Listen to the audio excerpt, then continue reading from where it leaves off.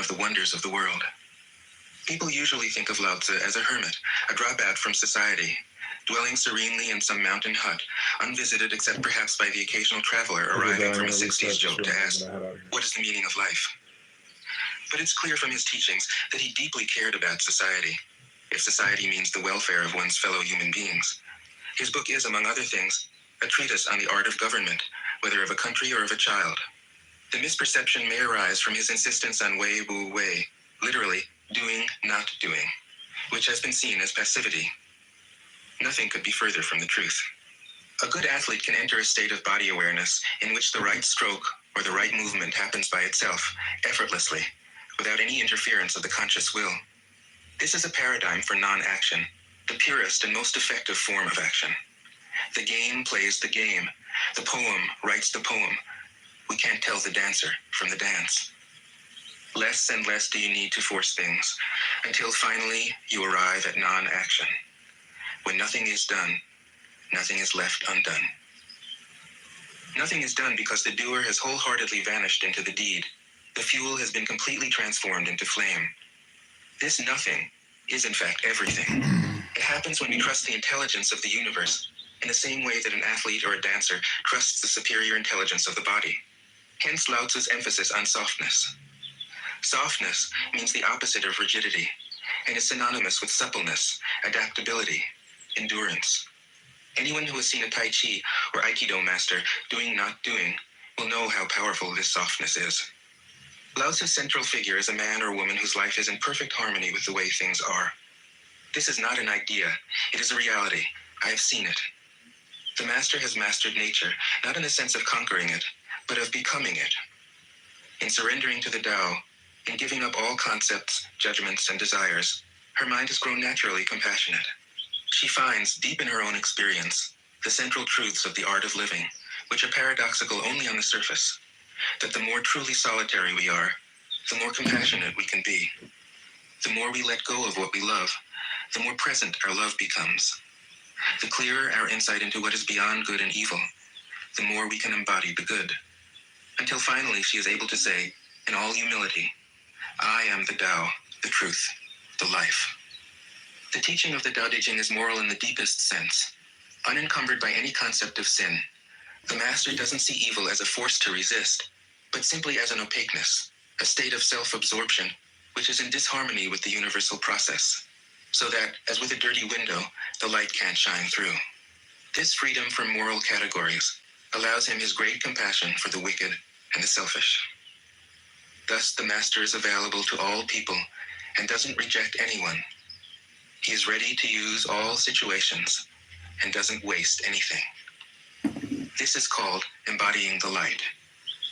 What is a good man but a bad man's teacher? What is a bad man but a good man's job? If you don't understand this, you will get lost, however intelligent you are. It is the great secret. The listener will notice that in the many passages where Lao Tzu describes the master, I've used the pronoun she at least as often as he. The Chinese language doesn't make this kind of distinction. In English, we have to choose.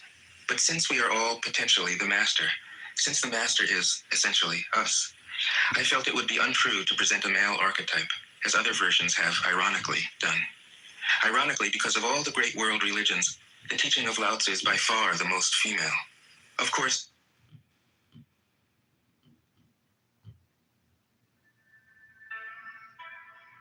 greetings, fellow seekers of truth and wisdom. I'm inviting you to embark on a journey into the heart of Taoist philosophy. As an uncarved block holds the potential for all things, so too does the Tao Te Ching, a timeless text that reveals the mysteries of existence in the simplest yet profoundest ways. Today, I invite you to join me in exploring the essence of this ancient wisdom, and together, we shall learn the art of living in harmony with nature and ourselves. In the following reading, we will traverse the poetic words of Lao Tzu's Tao Te Ching, delving into its teachings on self-reflection, balance, and unity with the universe. Contemplate these ancient concepts and allow yourself to be fully present as we journey through this sacred text and open our minds to its transformative knowledge. The Tao that can be told is not the eternal Tao. The name that can be named is not the eternal name. The unnameable is the eternally real. Naming is the origin of all particular things. Free from desire, you realize the mystery. Caught in desire, you see only the manifestations. Yet mystery and manifestations arise from the same source. This source is called darkness. Darkness within darkness, the gateway to all understanding. When people see some things as beautiful, other things become ugly. When people see some things as good, other things become bad. Being and non-being create each other. Difficult and easy support each other. Long and short define each other. High and low depend on each other. Before and after follow each other. Therefore, the master acts without doing anything and teaches without saying anything. Things arise and she lets them come. Things disappear and she lets them go. She has but doesn't possess, acts but doesn't expect. When her work is done, she forgets it. That is why it lasts forever.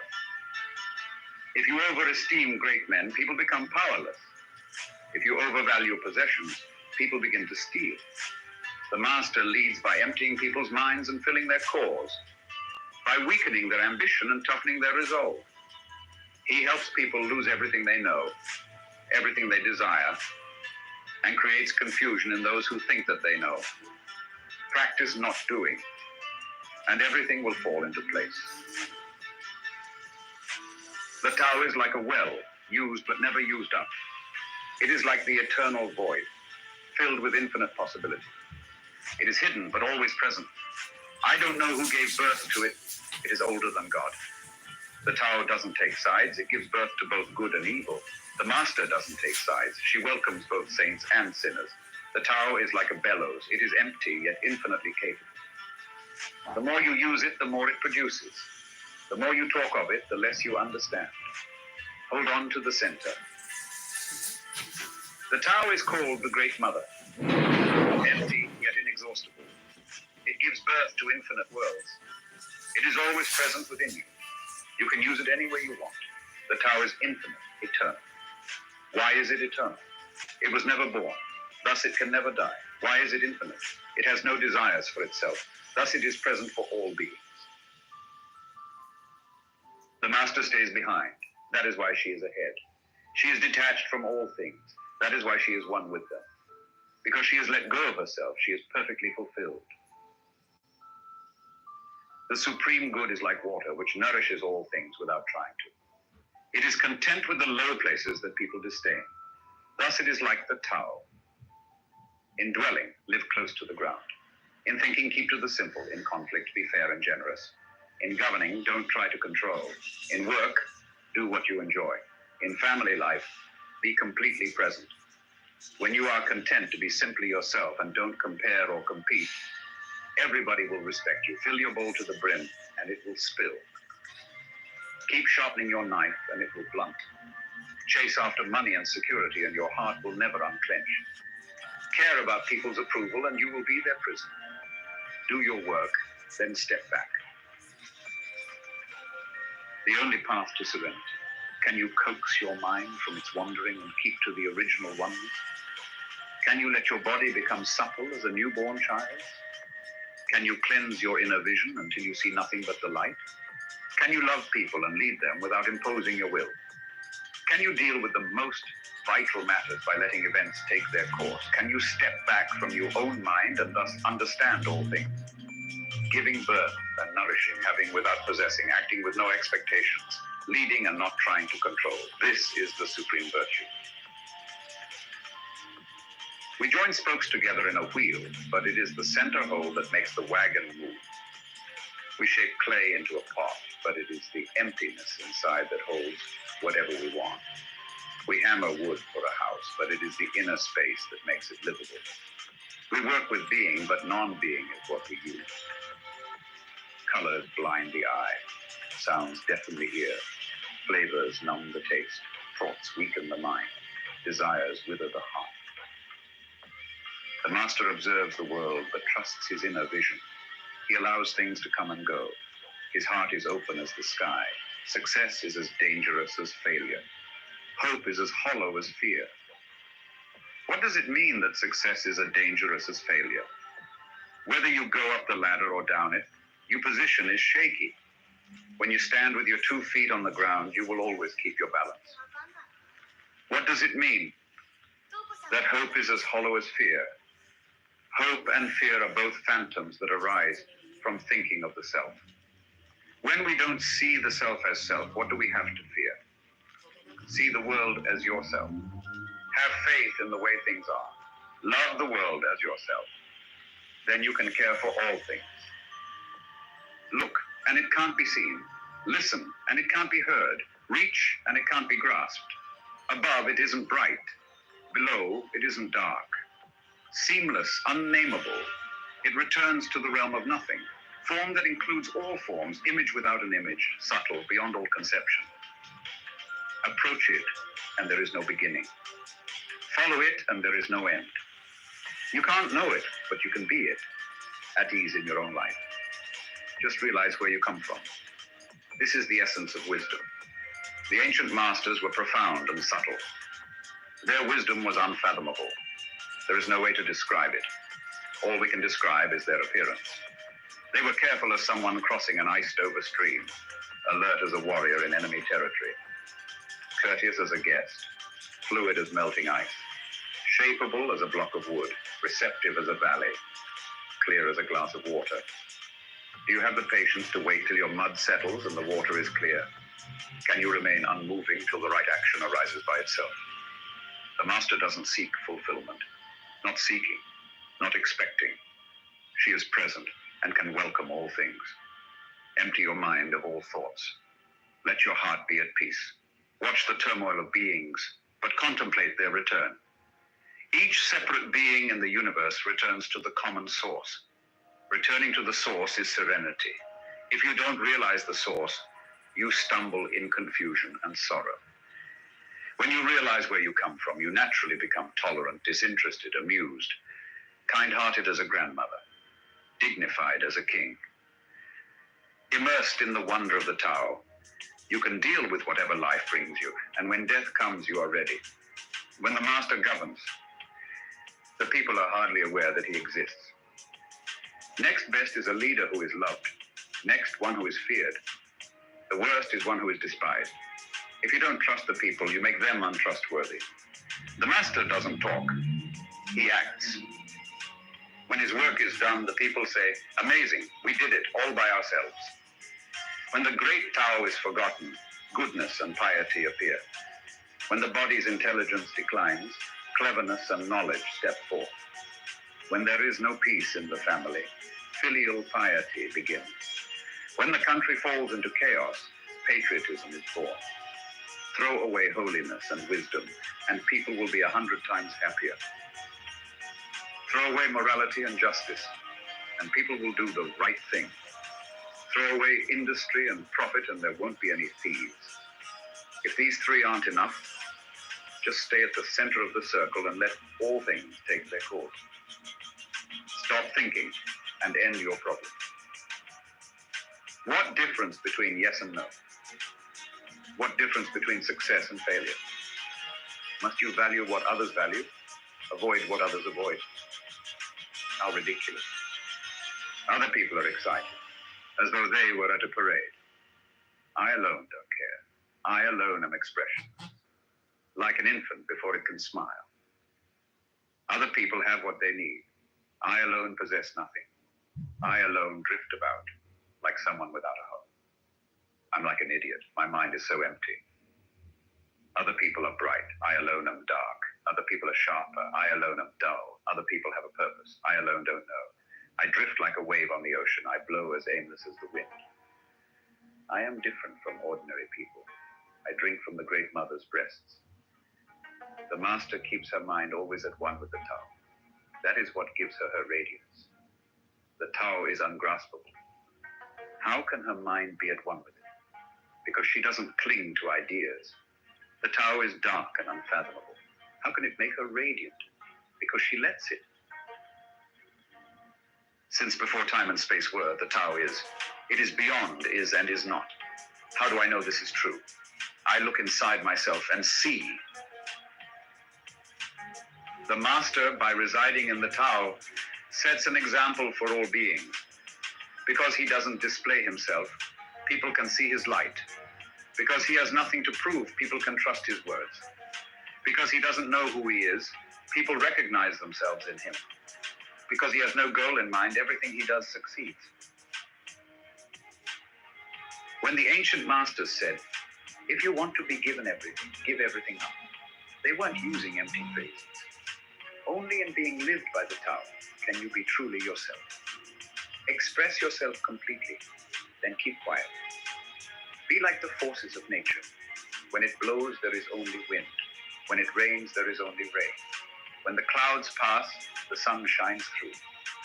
If you open yourself to the Tao, you are at one with the Tao, and you can embody it completely. If you open yourself to insight, you are at one with insight, and you can use it completely. If you open yourself to loss, you are at one with loss, and you can accept it completely.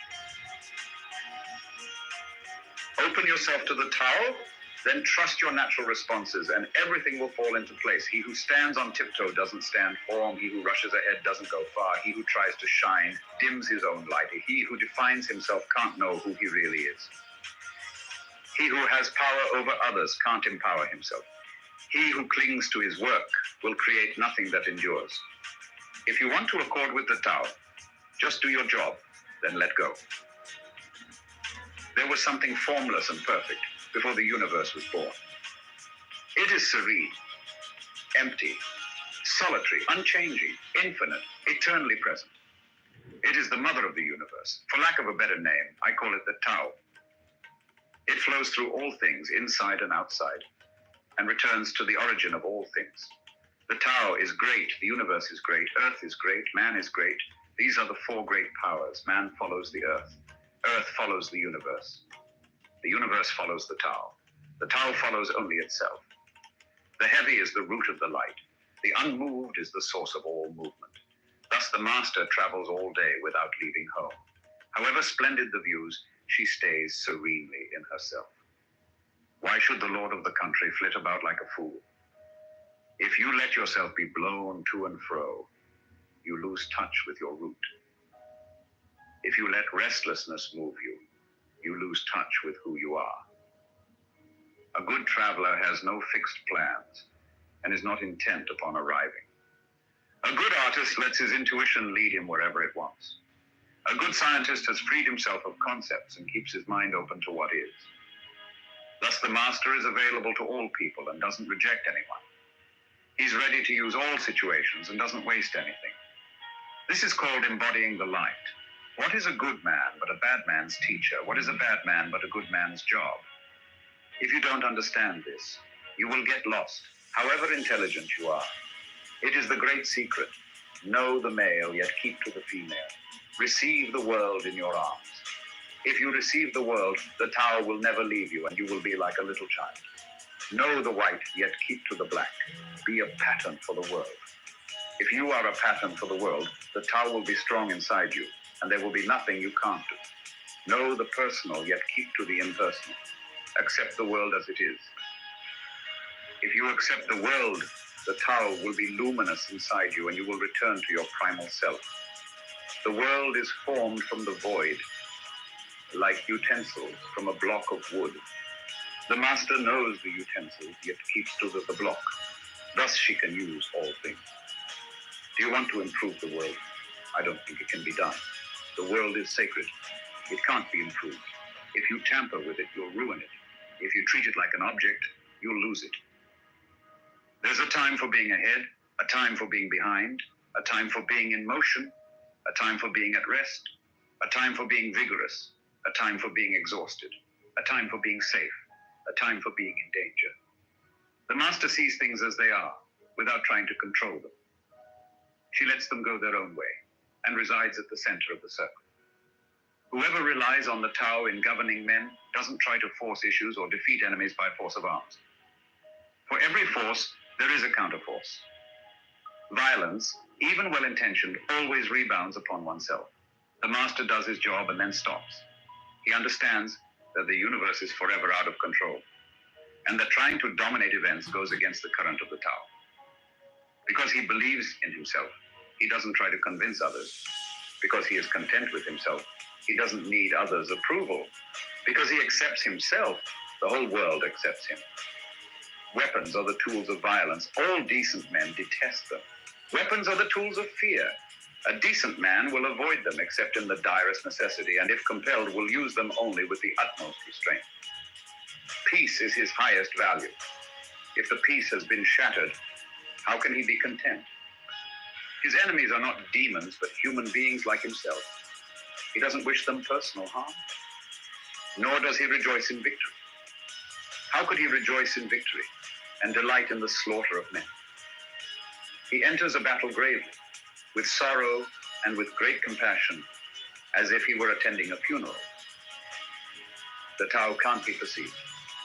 Smaller than an electron, it contains uncountable galaxies. If powerful men and women could remain centered in the Tao, all things would be in harmony. The world would become a paradise. All people would be at peace, and the law would be written in their hearts. When you have names and forms, know that they are provisional. When you have institutions, know where their functions should end. Knowing when to stop, you can avoid any danger. All things end in the Tao as rivers flow into the sea.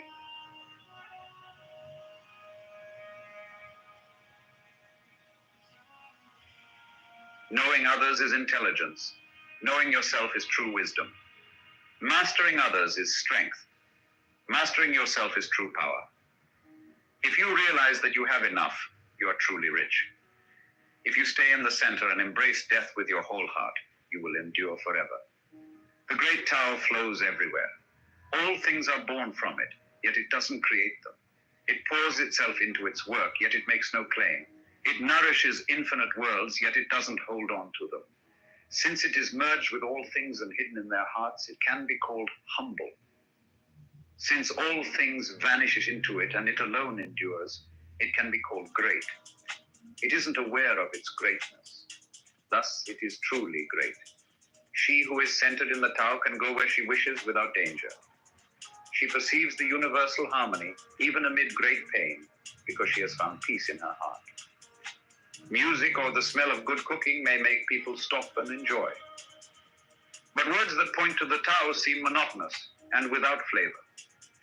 When you look for it, there is nothing to see. When you listen for it, there is nothing to hear. When you use it, it is inexhaustible. If you want to shrink something, you must first allow it to expand. If you want to get rid of something, you must first allow it to flourish. If you want to take something, you must first allow it to be given. This is called the subtle perception of the way things are. The soft overcomes the hard. The slow overcomes the fast. Let your workings remain a mystery to show people the results. The Tao never does anything, yet through it all things are done. If powerful men and women could center themselves in it, the whole world would be transformed by itself, in its natural rhythms. People would be content with their simple, everyday lives in harmony and free of desire. When there is no desire, all things are at peace. The master doesn't try to be powerful. Thus he is truly powerful. The ordinary man keeps reaching for power. Thus he never has enough. The master does nothing, yet he leaves nothing undone. The ordinary man is always doing things, yet many more are left to be done. The kind man does something, yet something remains undone. The just man does something and leaves many things to be done. The moral man does something, and when no one responds, he rolls up his sleeves and uses force. When the Tao is lost, there is goodness. When goodness is lost, there is morality. When morality is lost, there is ritual. Ritual is the husk of true faith, the beginning of chaos. Therefore, the master concerns himself with the depths and not the surface, with the fruit and not the flower. He has no will of his own. He dwells in reality and lets all illusions go. In harmony with the Tao, the sky is clear and spacious. The earth is solid and full. All creatures flourish together, content with the way they are, endlessly repeating themselves, endlessly renewed. When man interferes with the Tao, the sky becomes filthy. The earth becomes depleted. The equilibrium crumbles. Creatures become extinct. The master views the parts with compassion because he understands the whole. His constant practice is humility. He doesn't glitter like a jewel, but lets himself be shaped by the Tao, as rugged and common as stone. Return is the movement of the Tao. Yielding is the way of the Tao. All things are born of being. Being is born of non-being. When a superior man hears of the Tao, he immediately begins to embody it. When an average man hears of the Tao, he half believes it, half doubts it. When a foolish man hears of the Tao, he laughs out loud. If he didn't laugh, it wouldn't be the Tao. Thus it is said, the path into the light seems dark. The path forward seems to go back. The direct path seems long. True power seems weak. True purity seems tarnished. True steadfastness seems changeable. True clarity seems obscure. The greatest art seems unsophisticated. The greatest love seems indifferent. The greatest wisdom seems childish. The Tao is nowhere to be found, yet it nourishes and completes all things. The Tao gives birth to one. One gives birth to two. Two gives birth to three. Three gives birth to all things. All things have their backs to the female and stand facing the male. When male and female combine, all things achieve harmony. Ordinary men hate solitude, but the master makes use of it, embracing his aloneness, realizing he is one with the whole universe. The gentlest thing in the world overcomes the hardest thing in the world. That which has no substance enters where there is no space. This shows the value of non-action, teaching without words, performing without actions. That is the master's way. Fame or integrity, which is more important? Money or happiness, which is more valuable? Success or failure, which is more destructive? If you look to others for fulfillment, you will never truly be fulfilled. If your happiness depends on money, you will never be happy with yourself. Be content with what you have. Rejoice in the way things are. When you realize there is nothing lacking, the whole world belongs to you. True perfection seems imperfect, yet it is perfectly itself. True fullness seems empty, yet it is fully present. True straightness seems crooked. True wisdom seems foolish. True art seems artless. The master allows things to happen. She shapes events as they come. She steps out of the way and lets the Tao speak for itself. When a country is in harmony with the Tao, the factories make trucks and tractors. When a country goes counter to the Tao, warheads are stockpiled outside the cities. There is no greater illusion than fear, no greater wrong than preparing to defend yourself, no greater misfortune than having an enemy. Whoever can see through all fear will always be safe. Without opening your door, you can open your heart to the world. Without looking out your window, you can see the essence of the Tao. The more you know, the less you understand. The master arrives without leaving, sees the light without looking, achieves without doing a thing. In pursuit of knowledge, every day something is added. In the practice of the Tao, every day something is dropped. Less and less do you need to force things until finally you arrive at non-action. When nothing is done, nothing is left undone. True mastery can be gained by letting things go their own way. It can't be gained by interfering. The master has no mind of her own. She works with the mind of the people. She is good to people who are good. She is also good to people who aren't good. This is true goodness. She trusts people who are trustworthy. She also trusts people who aren't trustworthy. This is true trust. The master's mind is like space.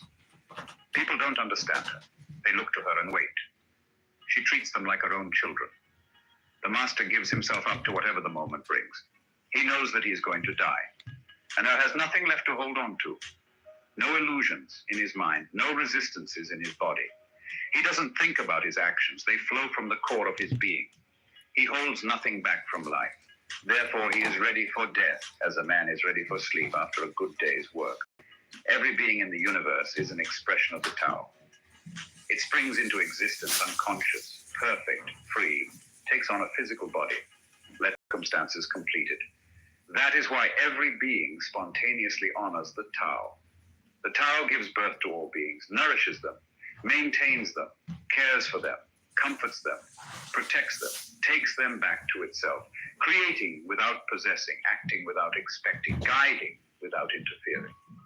That is why love of the Tao is in the very nature of things. In the beginning was the Tao. All things issue from it. All things return to it. To find the origin, trace back the manifestations. When you recognize the children and find the mother, you will be free of sorrow. If you close your mind in judgments and traffic with desires, your heart will be troubled. If you keep your mind from judging and aren't led by the senses, your heart will find peace. Seeing into darkness is clarity. Knowing how to yield is strength. Use your own light and return to the source of light. This is called practicing eternity. The great way is easy, yet people prefer the side path. Be aware when things are out of balance. Stay centered within the Tao. When rich speculators prosper while farmers lose their land, when government officials spend money on weapons instead of cures, when the upper class is extravagant and irresponsible while the poor have nowhere to turn, all this is robbery and chaos. It is not in keeping with the Tao. Whoever is planted in the Tao will not be rooted up. Whoever embraces the Tao will not slip away. Her name will be held in honor from generation to generation. Let the Tao be present in your life, and you will become genuine. Let it be present in your family, and your family will flourish. Let it be present in your country, and your country will be an example to all countries in the world. Let it be present in the universe, and the universe will sing. How do I know this is true? By looking inside myself. He who is in harmony with the Tao is like a newborn child. Its bones are soft, its muscles are weak, but its grip is powerful. It doesn't know about the union of male and female, yet its penis can stand erect. So intense is its vital power. It can scream its head off all day, yet it never becomes hoarse. So complete is its harmony. The Master's power is like this. He lets all things come and go effortlessly without desire. He never expects results. Thus he is never disappointed. He is never disappointed. Thus his spirit never grows old. Those who know don't talk. Those who talk don't know. Close your mouth, block off your senses, blunt your sharpness, untie your knots, soften your glare, settle your dust. This is the primal identity. Be like the Tao. It can't be approached or withdrawn from, benefited or harmed, honored or brought into disgrace. It gives itself up continually. That is why it endures. If you want to be a great leader, you must learn to follow the Tao. Stop trying to control. Let go of fixed plans and concepts, and the world will govern itself. The more prohibitions you have, the less virtuous people will be. The more weapons you have, the less secure people will be. The more subsidies you have, the less self-reliant people will be. Therefore, the Master says, I let go of the law, and people become honest. I let go of economics, and people become prosperous. I let go of religion, and people become serene. I let go of all desire for the common good, and the good becomes common as grass. If a country is governed with tolerance, the people are comfortable and honest. If a country is governed with repression, the people are depressed and crafty. When the will to power is in charge, the higher the ideals, the lower the results. Try to make people happy, and you lay the groundwork for misery.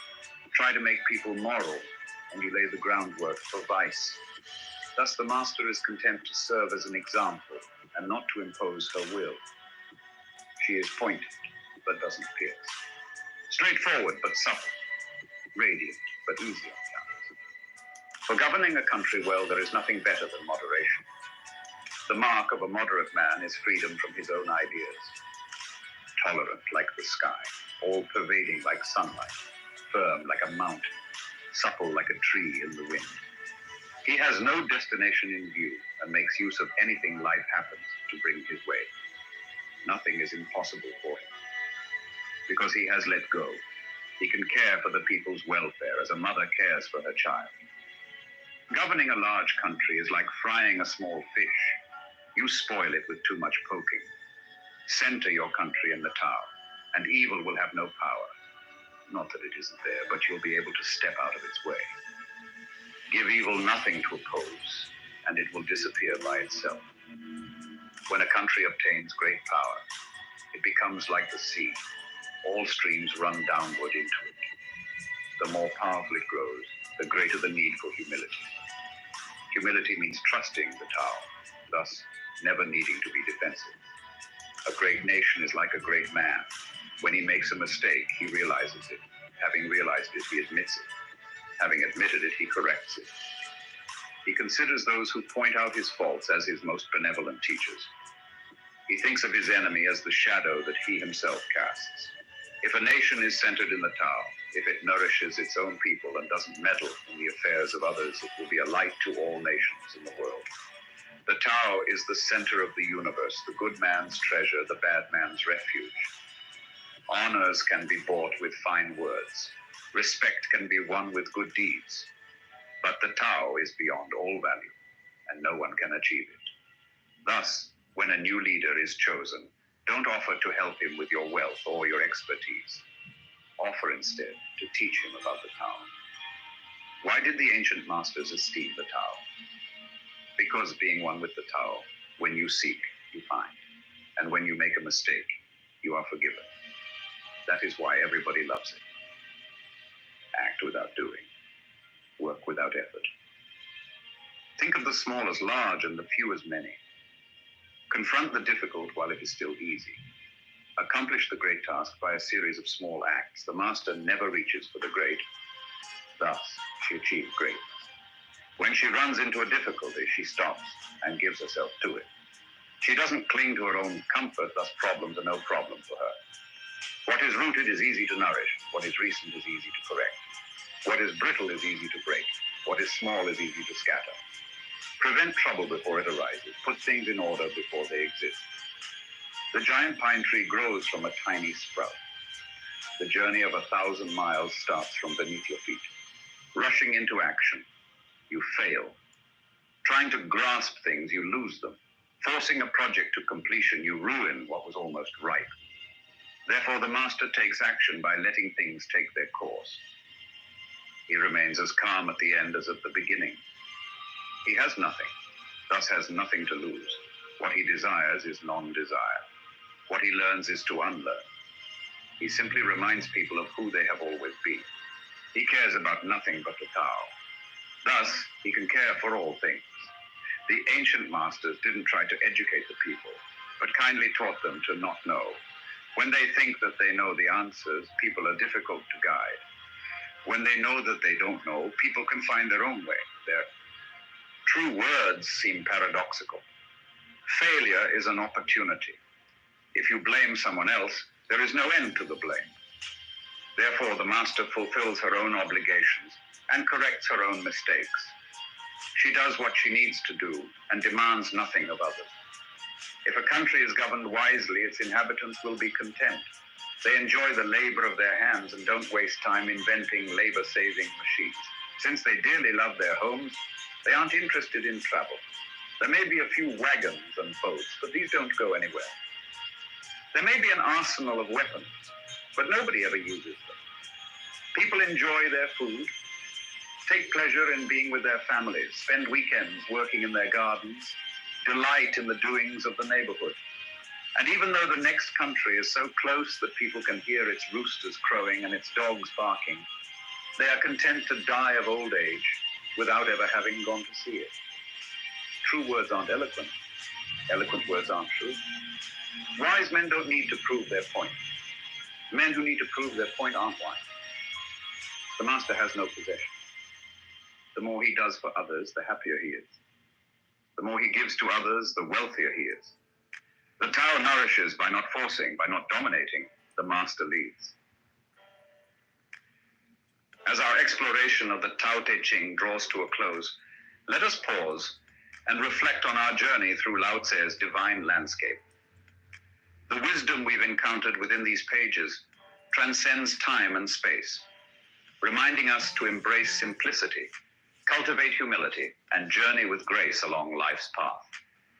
As in water's softness there lies power, so too may we discover our own inner strength through gentle acceptance and surrender to the flow of life. Remember, my friends, the secret of the Tao lies not in seeking outside ourselves, but in turning inward, trusting our inherent nature, and allowing our true selves to shine in harmony with all that surrounds us.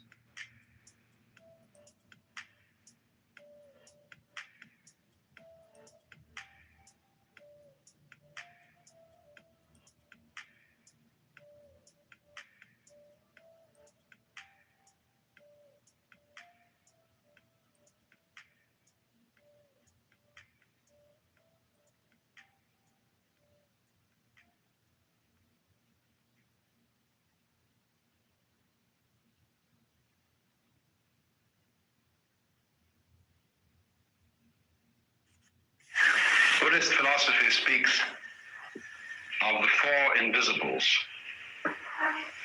water to the fish, air to the bird, mind to mankind, and enlightenment to the ignorant. Because you see, you never know your own element.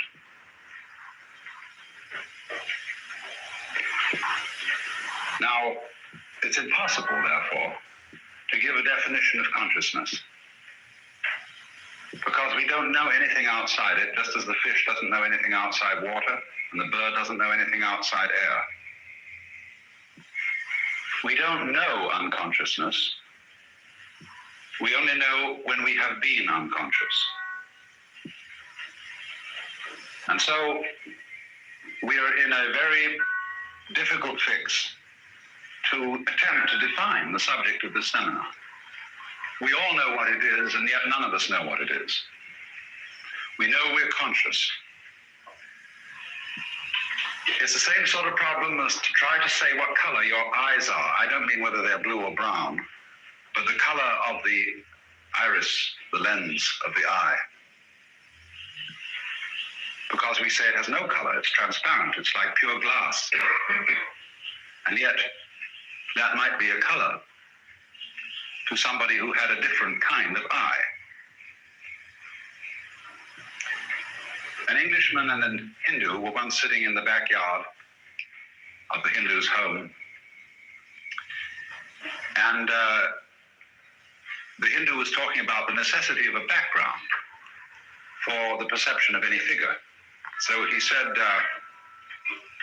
against what background do you see those flowers? And he said, against the background of the hedge.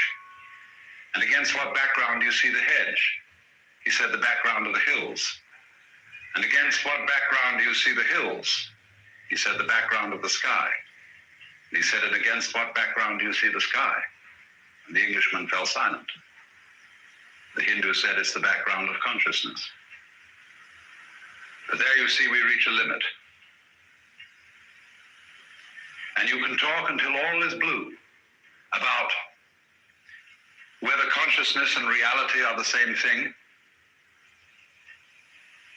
whether there really is ever any such thing as pure unconsciousness, whether consciousness is eternal, whether, as the subjective idealists would say in philosophy, there is primarily mind, and all so-called physical and material existence is something in mind or something in consciousness. You can debate that subject forever and ever and ever and come out nowhere. There is no answer to the question when asked in that way. But it is helpful as a start to make things at once more simple and perhaps a little more difficult by overcoming at the beginning the traditional opposition between the spiritual and the material, or the mental and the material. By the trick of talking about all things, whether spiritual or physical, in terms of pattern. Because that's all anybody can really talk about, pattern. You see, it's fundamental to our common sense, which was highly influenced by Aristotle in the book of Genesis, that all forms are composed of some substance, in roughly the same way as sculptures are made of stone or pots made of clay. But a serious physicist no longer thinks in such terms about the material world. He doesn't think it's made of anything, because what the physical process of nature is patterns. You could say patterns of energy, but that's using the old ceramic language. Patterns aren't made of energy. The patterning is the same thing as the energy. So if you use the verb patterning as what the universe is, then you get something that you can talk about. You can describe patterns, you can measure them. You can say what a pattern is doing. although a pattern isn't a thing. A pattern is a verb, it is a process, it's an activity. So we can say patterning is what is going on. And consciousness is a kind of patterning, as we shall see. Just so are flowers and human beings and stars, and trees, water, air, everything, even space itself, is a form of patterning. And this means, in other words, that the universe is what physicists would call an energy field. And likewise, consciousness is a field.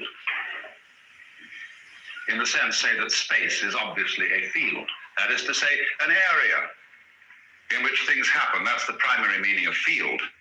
A field is a playing field, a field in which something happens, like an arena.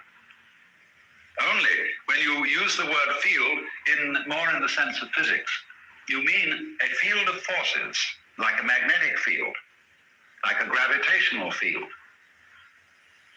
And the curious thing about fields is that they exercise their energy in a non-mechanical way. For example, if gravity were non-field, that is to say, if it were the ordinary sort of exercise of energy, like the propagation of heat, or like someone pulling, then when you put something on the ground, you put a good heavy lead plate on the ground, that would be absorbing so much gravitational energy, and therefore anything you put on top of the plate would be less acted upon by gravity than the lead plate itself, and then anything on top of that would be still less, and you would reduce the energy of gravity by piling things up, but you don't. It doesn't make the slightest difference to the gravitational field. So in the same way, if you take an electrical coil, say surrounding a plastic tube, you can put a current through that, and you create a field within the tube. You can put your hand inside the tube, and nothing will happen to it. But the minute you put something that is like steel inside the tube, it will get hot. But no heat will be generated until the steel is inside the tube, because the coil plus the steel equals heat. But the coil has to polarize with the steel inside before anything happens at all. So that shows us that what is operating is a field. Now, think then of the world as a field characterized by patterning, for which another name is energy. And we are going to have to treat consciousness in rather the same way. Now, one thing that is characteristic of all energies, whatsoever, all patterning whatsoever, is that we find it convenient to think about it in terms of the spectrum. So there is a spectrum of light, the visible spectrum running from red to violet, and beyond the visible spectrum, there is a very big invisible spectrum, because our eyes respond only to a small section of the measurable spectrum of light. So we have infrared rays at one end and ultraviolet at the other, and then so on out to cosmic rays, gamma rays, hard X-rays, all sorts of things on the invisible bands of the spectrum. So in exactly the same way, there is a spectrum of sound. And if anybody was a sufficient scientist of cookery, they would devise a spectrum of taste. There are certainly spectra of other kinds of vibration than sound and light. And there are likewise conceivable spectra of shapes, spectra of emotions. So we could talk too of a spectrum of love, ranging at the red end from lust or the Freudian libido to divine love at the violet end, divine charity. And with the middle greens would be things like friendship and endearment, and so on. Each emotion, as a matter of fact, could be thought of as having its own spectrum. Now then, the curious thing about the world is that it's a kind of interlocking of spectra, of which the best analogy would be weaving. The interesting thing about weaving is that you've got the two groups of cross threads which give you the pattern, the warp and the woof. And if you pull out either one, there is no pattern, nor is there any cloth. It all falls apart. It needs both the warp and the woof for there to be any pattern at all. And they together constitute the cloth. Now let's look at a similar illustration in the ordinary everyday world of this interlocking of patterns. Let's take the photograph of a face in a newspaper. If you examine this photograph under a magnifying glass, or even with the naked eye, you will easily see that it isn't a continuous face, as faces are supposed to be, but it is a whole collection of dots. Some are heavy, some are light. And according to the heaviness and lightness, as you stand back, you get, as it were, the illusion of there being present, in terms of those dots, a human face. Now let me pose the question. What is the relationship between the form of the face and the gridwork of dots? At first sight, there doesn't seem to be any relationship between them at all, because the printer uses exactly the same kind of screen with which this process is done for any face whatsoever. So the kind of screen he uses makes no difference at all to whose face it is. Anybody's face can be on it, or any other shape. So you might say the fact that he is using a grid is completely irrelevant to the form of the face. Take still another illustration, the radio.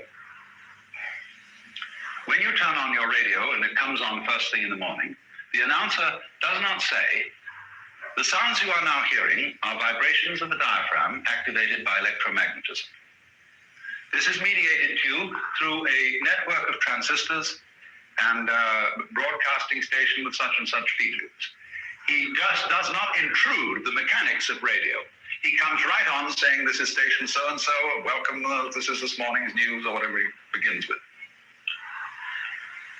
So it would seem that the structure of the radio, the wiring, the transistors, the speaker, have absolutely nothing whatsoever to do with the message that's coming across it. They are in two different worlds altogether, so it would seem. Then take another possibility. What about the brain? Is thought, emotion, or consciousness itself a function of the brain? If we knew a great deal about the anatomy of the brain, would that tell us a great deal about the patterns of human thinking? Or would it tell us as little about the patterns of human thinking as knowledge of radio engineering tells you about the technique of Bach, whom you hear over the radio? See, there's a real puzzle. And this is one of the interesting subjects brought out in this extraordinary book called Understanding Media by Marshall McLuhan. And I don't think he's clearly answered it, because he is trying to say that what is most important is not so much the message or what is supposed to be the content of any method of extending our nervous system, such as radio, such as television, such as printing, such as photography. He is trying to say that the message is the medium. That is to say, you are influenced by television, not so much by the advertising and all the goop that comes across on it, but by the fact of being in touch with the world through this particular electronic system with all its peculiarities. It's a very interesting idea, and he's put up an argument for it, but I'm not convinced that his argument is quite solid. But I want to go into this question because obviously you would not hear any music except you had an orchestra in your room, were it not for your radio or your phonograph. And as a matter of fact, even if you had an orchestra in your room, you wouldn't get them to produce any music without those instruments. Now, let me ask the question in another way. What is the relationship between the piano and what you play on it? Any? You can play anything practically on a piano. And the structure of the piano doesn't make any difference. And yet without it, you couldn't play. So we've never seen anybody thinking without a brain. So what is the relationship between them? Well, again, you see, it's rather like warp and woof. The warp goes one way, and the woof goes the other. But by the interlocking of the two, you get something. So what you've got then are spectra of different kinds. See, when you dial and you move the dial, what you're doing is you're changing the wavelength of your radio. That is to say, you are moving from one end of the spectrum of waves slowly to the other. So the spectrum of radio meshes with another spectrum which is being used in the production of music. As a matter of fact, the production of music is an interlocking of many spectra, but we won't go into that because the emotional spectra are involved. Spectra of speed, of dexterity, of harmonics, all kinds of things go into this. So you get the picture of the world as an enormous web where spectra mesh with spectra of all kinds, and they're all mutually interdependent. And through them, it all hangs together. And the peculiar fact of these spectra is that they come into being together almost. The world is not, you don't see things appearing in nature, except from with certain insects and birds that actually practice weaving. But you don't see plants and trees being exactly woven. What seems to happen more than that is that warp and woof come into being together at the same time. In rather the same way that back and front necessarily come into being together at the same time. Or head and tail. You don't see a creature born as a head and then later developing a neck, a trunk, feet, and tail. It just doesn't work that way. It comes in together, head and tail. Even the spermatozoan has a head and a tail.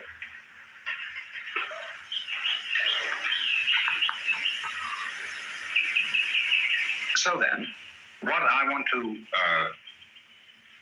go into, of course, is the spectrum of consciousness and its many transformations. The different range, the huge range of the spectrum is extraordinarily fascinating. So then, but let me first be sure that we are quite clear about this physical conception of the world. You see, you can also call these spectra, if you want to, dimensions. And dimensions is a very useful idea.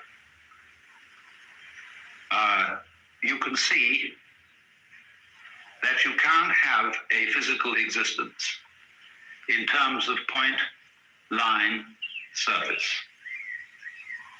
Each of those is a dimension. It's not till you get the so-called third dimension, although it should correctly be called the fourth, and time the fifth. It's not till you get the so-called third dimension that anything is physically manifested. Then you're there. Now you could say these dimensions are quite different from each other. The surface is a very different thing from a line, as is a line from a point.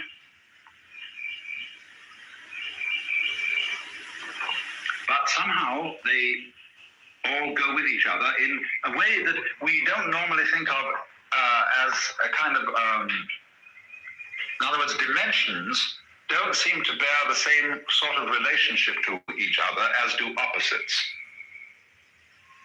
At least not in our ordinary thinking. We think that opposites are mutually exclusive,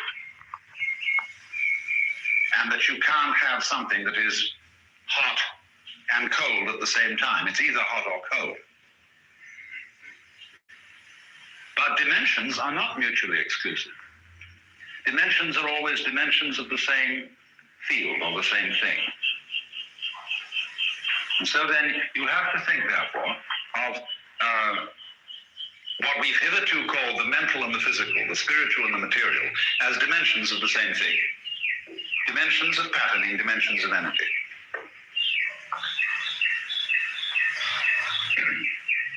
So then you've got this fantastic universe with all these interlocking spectra and dimensions. And this, of course, is the real harp that the angels play. When they talk about you going to heaven and playing the harp, what are you doing? You've got a spectrum of strings, see? And from that, when you play the harp, you don't play all the strings at once. But that'd be just chaos, like when you play the piano. Just don't take your elbows like this and slam the whole thing down. You select. So throughout nature, all these spectra that are interlocked. That is why the eyes select only a narrow band of the spectrum of light, while the ears select a narrow band only of the spectrum of sound. And further than that, by the use of attention, we screen out all sorts of things we don't want to notice. Our senses are further selective, you see, influenced by thought. And so this is analogous to plucking the strings of a harp, where you make choices as to which strings you will pluck. So when the angels play their harp, the music is everything you see. So that's the real meaning of what you do in heaven when you go and play the harp. You become one with God when you create the universe, you see. That's the real meaning. Well, now, what about the spectrum of consciousness? I'm going to designate,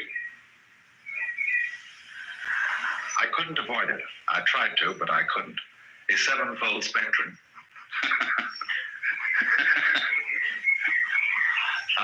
That's number 7 is awkward. Every kind of phony occultist is hung up on 7. And I wanted to get away from that, but I just somehow couldn't manage it. So, let's take it like this. We're going to, you see, from one end, the most dull dimension of consciousness, or band of consciousness, and landing up at the other end of the brightest. So you begin with number 1, which is sleep.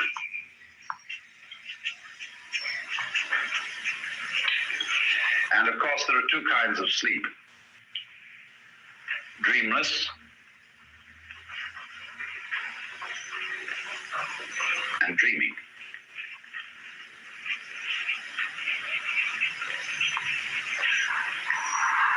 And number 2 is torpor.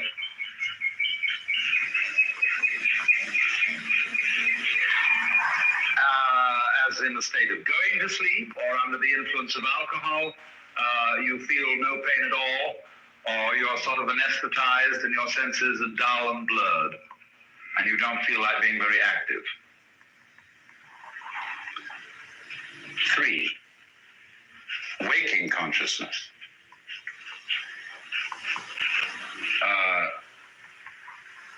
Only I have to qualify this because the others are awake too. But I mean our normal, everyday consciousness, which we're going to call symbolic. And I'll explain why as we go through these in detail. Number 4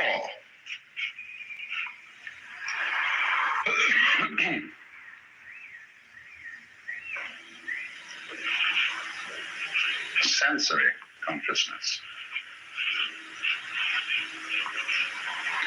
Number 5, cellular.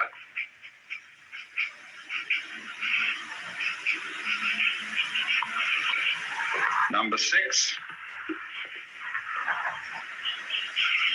molecular.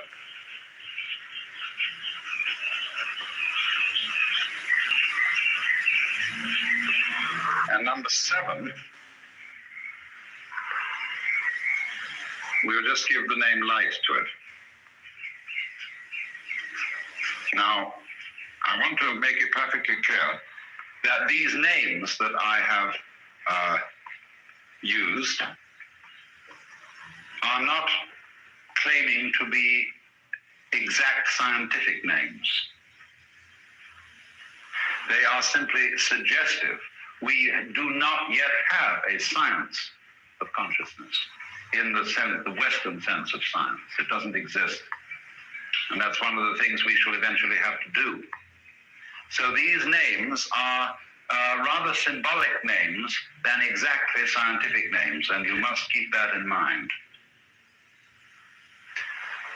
Now, it's rather interesting that this particular spectrum should best be drawn not on the usual way a spectrum is drawn, which is simply a band, but it should be drawn as a circle, of which each of these is, as it were, a cut in the pie.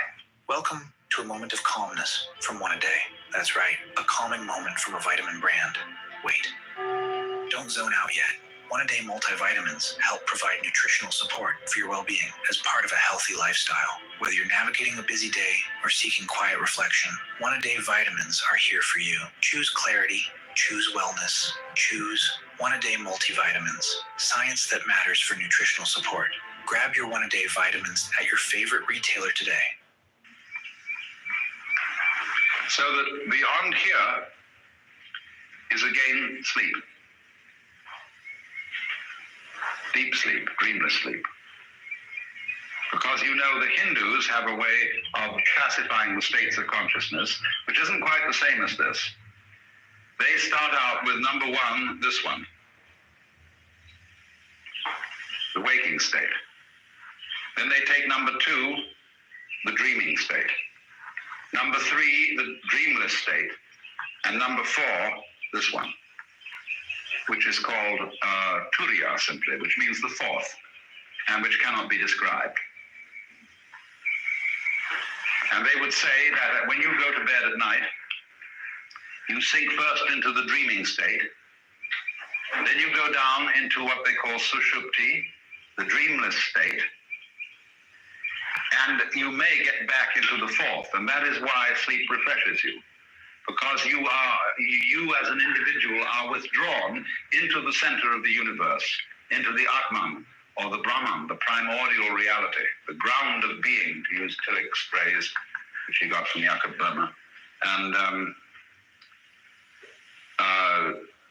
so that's why you are refreshed every night. That's how that's it there, you know who you are, really, deep in. Because, as the Hindus teach, everybody is really it. That is to say, the Godhead. Playing at being, dreaming at being, whoever is your particular personality. And then it's only at night, then, when you sleep, that you go back again to being the undivided, one and only single essence of the universe. Only when you wake up, you forget about it. Why? Because in the primordial state, there's nothing to remember. There's no time. And you have to have time working for memory to work.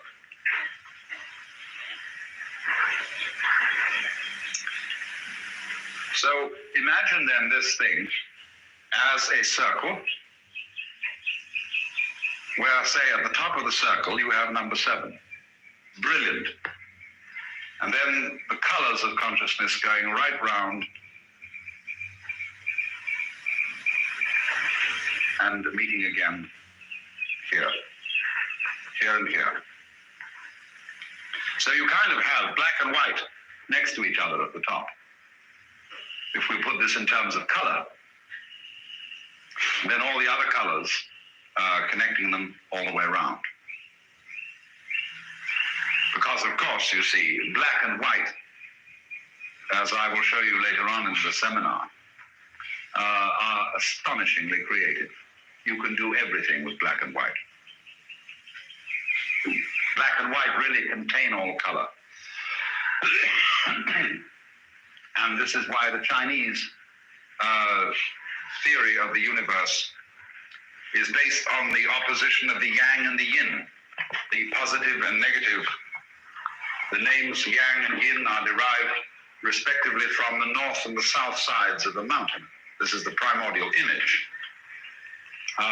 The yang is the south side of the mountain, which is bright. The yin is the north side of the mountain, which is in the shadow. Now, nobody ever saw a one-sided mountain. Can't be such a thing.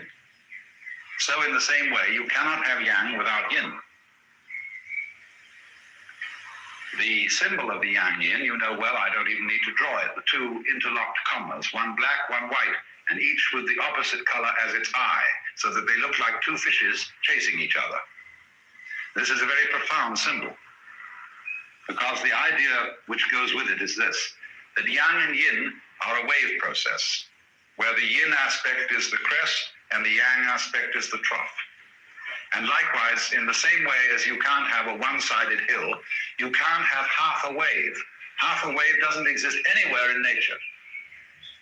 There are no half waves of light, no half waves of sound. There are always complete waves, or none. Because you cannot have the crest without the trough, and you can't have the trough without the crest. It just won't work. Now, however, there is a pulse in this. There is a point where the yang force reaches an ascendancy and then begins to drop into the yin, where the yin force reaches an ascendancy and begins to rise into the yang. And the Chinese are always thinking about this in relation to tendencies in natural and human affairs, where, for example, the yang force of a storm will reach a peak point where it must drop over into the yin force of calm, where the whole book of changes we call the Yi Jing is based on this. The Yi Jing is a marvelous play with yang and yin. You see, just let me say this about it in parenthesis. When you want to make a decision, and you've got all the facts in, at least all the facts you could have got time to collect, because you could go on collecting facts about any decision forever, but the time comes when you have to make it. And you say, now I've got all the facts, and they really don't help me to decide. Because I might go one way and I might go the other. Let's flip a coin. And everybody's always doing that. But you see, a coin only gives you two possibilities. Two answers. Either the thing answers yes or no. So the Chinese have a coin, as it were, to flip, which gives you 64 possibilities. And you take one. And it doesn't give you a yes or no answer. It gives you a kind of a thing like a Rorschach plot, really. It doesn't look like a Rorschach plot, but that's what it is. Into which you read your situation and make up your mind accordingly. And this is done, you see, by combining the yang and the yin in a complex pattern. The I Ching consists of hexagrams. And they're composed of two kinds of lines. An unbroken line, like this, is a yang or positive line. And a broken line, like this, is a yin or negative line. Then, there you've got them. Now, there are, if you take a figure with 3 lines, which we'll call a trigram. See?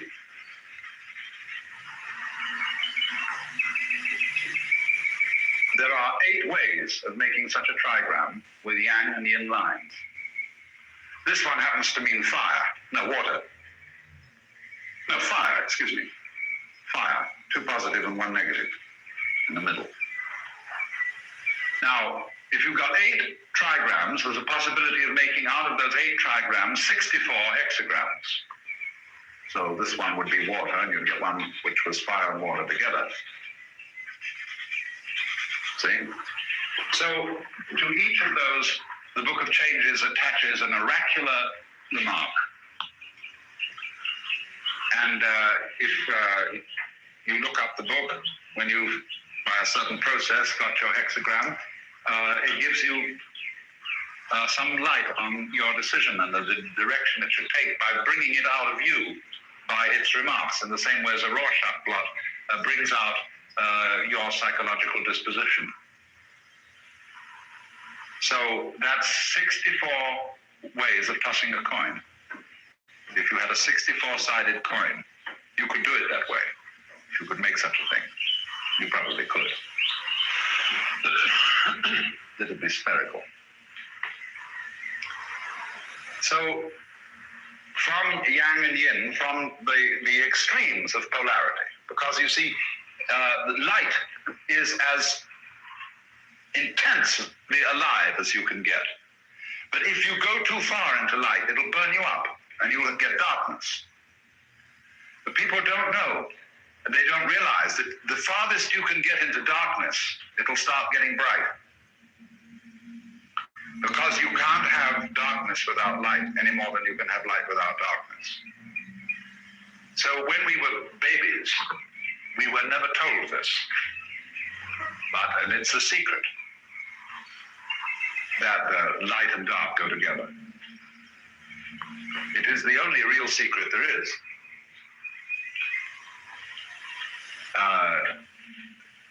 Black and white. But what we've forgotten the secret, because with black and white we're playing another game, which is called black might win. See, that's what makes everything a thrill. If you knew you would always win in any situation, it would be just a pushover, and life would suddenly cease to have any interest whatsoever. You would be, imagine yourselves in total control of everything that happens, a kind of Jehovah type. You would be bored to death. Everything would do just what, no surprises, nothing. You see, when in a game, you're playing a game, and the outcome of the game becomes known. Supposing in course of bridge, the 4 players all suddenly realize together that one of them has all the cards that will take the tricks. What do? They don't play the game, they cancel it and begin again, shuffle the pack. When in chess, 2 pundits are sitting there meditating, one of them suddenly says, well, it's obvious, in 53 moves you're going to win. They cancel the game. So in the same way, an omniscient God who knew the whole future would cancel the universe and say, think up another. So it is fundamental to the game of black and white that it must seem that black will win and eat up white. That, in other words, non-existence will triumph over existence. Or rather, let me put it this way, non-being will triumph over being. Because the secret is that existence is being and non-being, oscillating. So that for every time you get being, you get non-being, just as everything is vibration. And these spectra are vibrations. Light is vibration. If I sit next to a girl at the movies and I want to make flirtations with her, and I put my hand on her knee, and I leave it there, she'll cease to notice it. But if I gently pat her knee, she'll know I'm there all the time, because I go on and off, on and off, on and off, on and off, on and off. And that is energy, you see, that's something happening. And so everything is on-off. Only sometimes on-off happens so fast that you don't notice the off. For example, light is a pulsation, but all light seems to be constant. And so we don't notice the off because our retina is retaining the image of on while the off is happening in the light. So we don't notice the off, except if you get an arc light, you can notice a little flicker to it.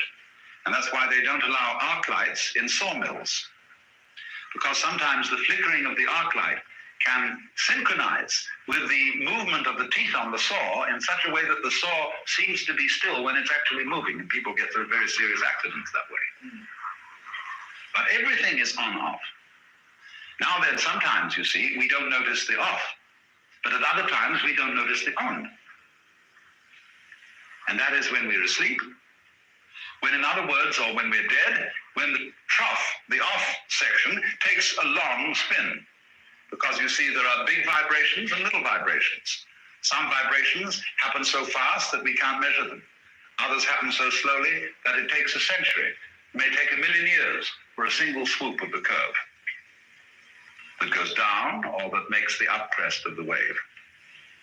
You see, when you look at the wave pattern, you must realize that the crest is measured from the top to the middle of each trough, and that the trough is measured from the top of each crest to the bottom of the trough. They overlap. So if you can argue it's all trough, you can argue it's all crest. It's a funny world. So the argument that it's all trough and that maybe just a little bit of crest, about boing, like that, boing. These are the people who say, well, we are flashes in an eternal darkness. It's a pessimistic point of view. Then there are the people who say there really is no death at all. Death is just an illusion that seems to happen. This is the optimistic point of view. And the optimistic point of view is essential to the pessimistic, as the pessimistic is essential to the optimistic. Because you wouldn't know who you were, you see, if you didn't have both points of view. I'm not going to see, and when I teach, I don't try to persuade anybody. And everybody's at liberty to disagree, because I wouldn't know what I was thinking unless there were people to disagree with me. So in the same way, supposing you're in a social scene like here in La Jolla, there are nice people and there are not so nice people. There are various kinds of nice people, various kinds of not so nice people. There are, for example, nice people who belong to the country club set. There are nice people who belong to the arty set. Nice people who belong to the social service set, and so on. And then there are nasty people who may variously be defined as the poor, the beatniks, the generally disrespectable people who live on the wrong side of the track or the wrong part of the hill or whatever it is, or the wrong town. And the nice people boost and maintain their collective ego by talking about how dreadful the nasty people are. And the nasty people boost their collective ego by talking about what frightful bourgeois squares the nice people are. But they don't, neither group realize that they have a symbiotic relationship, just like bees and flowers. Only, whereas the bee-flower relationship is harmonious, the symbiosis of differing social groups is disharmonious, because each group needs the other to know who it is. Because if you were the only kind of people there were, you wouldn't know who you were. See, in a totally conformist society, someone sitting next to you is just like you, so there's no point talking to him, because you might just as well talk to yourself. In other words, really and truly, to be yourself, you need other. You don't know what you mean by self unless you know what you mean by other. So this is how yang and yin, the polarities, generate everything. And are absolutely essential to each other. Now, the funny thing is this. If you belong to a certain group of saved or elected people, and you know you're saved and elect because of the damned people outside, whether this is a social salvation, a spiritual salvation, or any kind of salvation you want to think of, financial salvation, whatever. When you realize that you only know who you are because of the, as it were, adversary or enemy or outgroup, you start laughing. Because that's very funny. It's the contrast from suddenly thinking, wow, those bastards outside, and suddenly realizing that they are enabling you to take this pose of coming on tough, which you think is great. And you start laughing. And this is why society, as we now know it, is afraid of this ever getting let out. This is really subversive. This is terrible subversive stuff. I mean, all that Marxist is just the same thing as us, backwards. It's the collectivist idea of the state as opposed to the individualist idea of the state.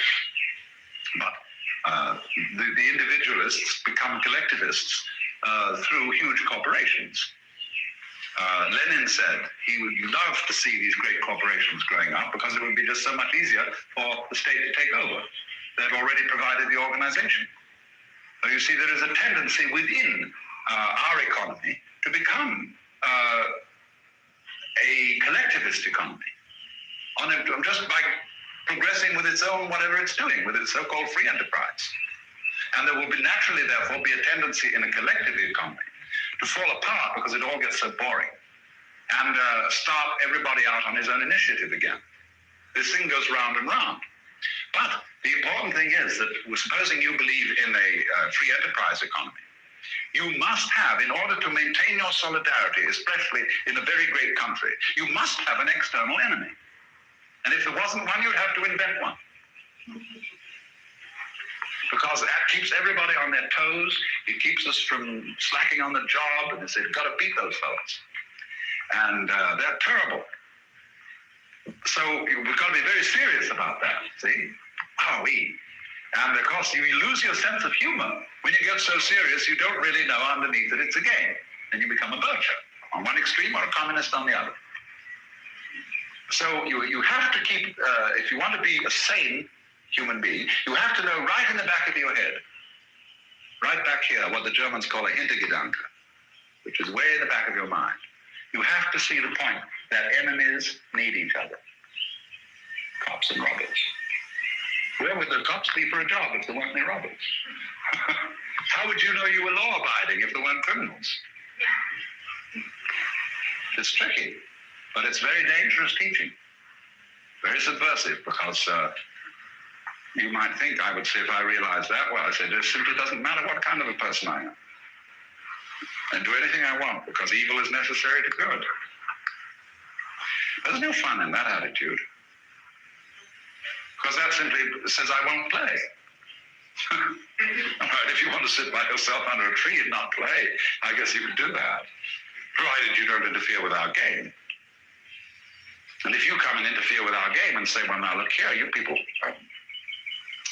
you're all wrong, because you think you ought to be good, but it doesn't matter whether you're good or not. See, you mustn't do that. Don't interfere with the game. In order to have this kind of knowledge, that's why all this kind of knowledge has always been esoteric. And in any esoteric school, people were tested first before they got in order to find out whether you were civilized. In other words, you can't give powerful tools and powerful knowledge to people who aren't civilized and who have no humor and who have no graciousness. That's why it's difficult when young people get hold of knowledge for which they're not emotionally prepared. And they are given full and total instruction on birth control when they're 4 years old. It means nothing at all. Or it may mean something positively dangerous. But nowadays, there's no way of concealing these things. I said it's a secret, but in the world of science, there are no secrets. So I don't feel any compunction about talking about these things, because if I don't, somebody else is going to. Because an awful lot of people know about it. But that is the inside dope, if I may say so, that these extremes need each other and can't manifest without each other. And the point is how to keep your head when you know that. So let's have an intermission. Well, now, this morning, I was dealing mainly with two key ideas, one of which was the physical universe as a system of intermeshing spectra, depending on each other and playing with each other in the same way as warp and woof in weaving. And I underline the notion that these spectra are different dimensions rather than components of the physical world. And that although I'm using the word physical here, I'm using it in the sense of its original meaning natural, rather than the later meaning that has been attached to it, that is to say, material world. The world envisaged by analogy with ceramics. The material world considered as a world made out of stuff. You see, as we all know, stuff is supposed to be something inert and stupid, which can't do anything. And therefore, in order that stuff may be found in intelligent shapes, it has to be informed by an external energy, an external intelligence, so as to be brought into shape. And this is the idea of the world based upon the analogy between creation and carpentry, or creation and ceramics, or creation and sculpture. Just in parentheses, good ceramists and sculptors don't treat their medium as if it was stupid. They know the potter, who is a good potter, knows that there is life in clay, and that he has to respond to that life in order to do the work of pottery properly. But those who are not themselves artists don't know this, and therefore the public has been bamboozled for centuries on the notion that patterns have to be composed of some sort of basic stuff. Now I was trying to substitute for that sort of conception of the world the idea of interweaving spectra, which are different dimensions of energy or of patterning. And I used advisedly the verb patterning as distinct from the noun pattern, because when you use nouns in combination with verbs, you obscure language. Watch out for this. This underlies many people's misunderstanding of things, is the differentiation of noun and verb. It's an entirely unnecessary differentiation. And it gives one the impression that wherever there is an action going on, that is to say, something appropriately described by a verb, there must be some other kind of thing than an action, which is described by a noun, and to this is ascribed the origin of the action. So when you say, there is thinking, because the verb has to have a subject, which is a noun, someone says, well, who is thinking? Obviously, there can't be any thinking without a thinker, without a who thinks. And that is a question, a problem that arises simply because it is a convention of our grammar that every verb has to have a subject which must always be a noun. So a noun stands for a thing, and a verb stands for an event. And we therefore suppose that events are caused by things.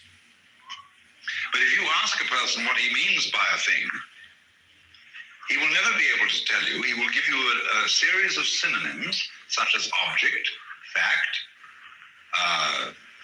whatever. But all these are simply alternate words for thing. Then what do you mean by an event? You say process, etc. And it's equally vague. You can always describe events in terms of things, And equally, you can describe things in terms of events. If I want to say, ordinary, while the cat sat on the mat, the dog went for a walk around the house. That's noun-verb language. But I can equally say, while the catting sat on the matting, the dogging went walking around the dwelling. And I've changed the whole sentence into verbs, and it's still as clear as it was in the beginning. Or I can turn it all into nouns. The cat, seat upon the mat, the dog upon a walk around the house. It's all nouns.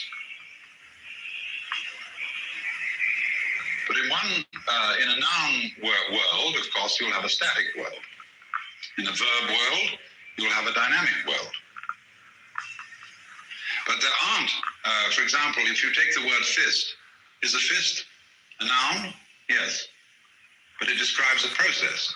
It's not properly a noun, because this noun suddenly vanishes. This thing, fist called fist, disappears the minute I open my hand. What happened to it?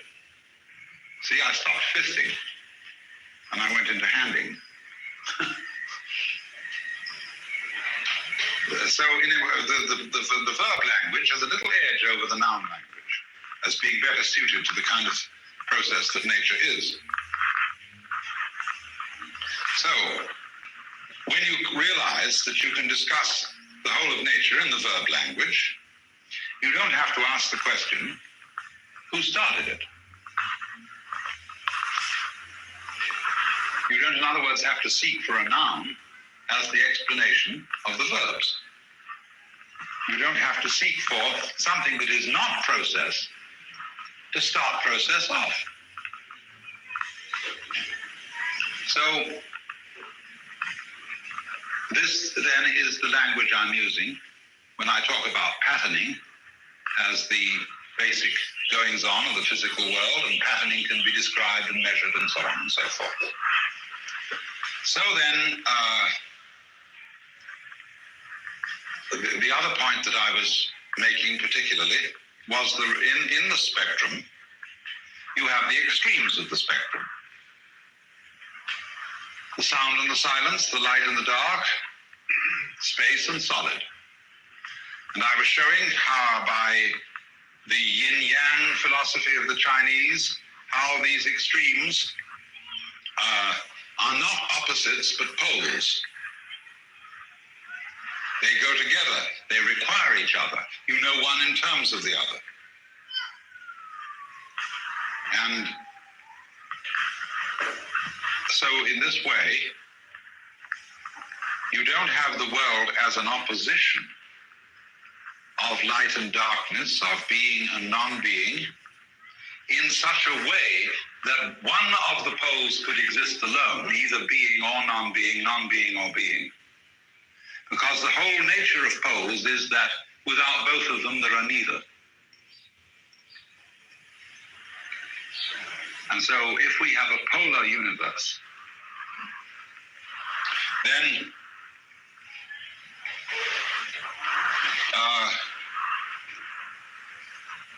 you don't have, as it were, have to worry, as if this was something to worry about, that the play, the music of existence might cease forever and ever and ever. In that kind of cosmology argument that's now going on, you know, there are two dominant theories of cosmology among physicists. One is the steady state theory, and the other is the explosion theory. The steady state people want to make out that hydrogen, free hydrogen in space, is all the time, as it were, coagulating and forming itself into new bodies. Whereas the explosion theory people, who have the edge of the argument at the moment, say there was originally an enormous concentration of energy which blew up and expelled all the galaxies from it, which went floating out, and the whole thing is gradually dissipating itself radioactively until it will reach a state of quiescence. And of course, if you have a Judeo-Christian mind, which thinks of time in a linear way instead of a circular way, you'll think that's awful. because the whole thing is running down, and when it's finished, that'll be it. But you see, I always want to ask the question, well, what was it like before the Big Bang went off in the beginning? Probably pretty much the same state of affairs as when it all petered out in the end. In other words, whatever happened once can always happen again, given enough time or given enough something or other. I'll settle for either the steady state theory or the Big Bang theory. It doesn't make much difference, except by way of describing the pattern, how it happens. The question of whether it happens, I always figure that whatever did happen could happen again. I like to think about myself. Well, I'm a kind of a funny phenomenon that this universe is doing. And it's done me this time. It may do me again later on, maybe a million years from now. It'll do me again, not quite the same way, but rather like me, near enough to be me. Like you play the piano. And you play a certain piece, and then you stop, and the piece is dead. Then you think, well, let's play it again. You play the same piece again. It's the same piece, but it's a different playing. Play the tape recorder. I've got the tape on here. I can play it. Then it stops. Then several days later, we can put it on and play it again. It's a little different, probably, but same process.